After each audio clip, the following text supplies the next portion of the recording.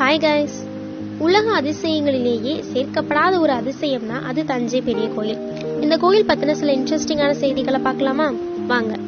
Number 1, உலகிலேயே ராஜராஜ சோழன் அவர்களால கட்டப்பட்ட தஞ்சை பெரிய கோயில்ல மட்டும்தான் யாரு அந்த கோயிலை கட்டினாங்க, யார் யார் அங்க வேலை செஞ்சாங்க, வேலை செஞ்சவர்களுக்கெல்லாம் யாரு உதவுனாங்க முதற்கொண்டு இந்த கோயில்ல எல்லாருடைய பெயர்களும் பொறிக்கப்பட்டிருக்கும்.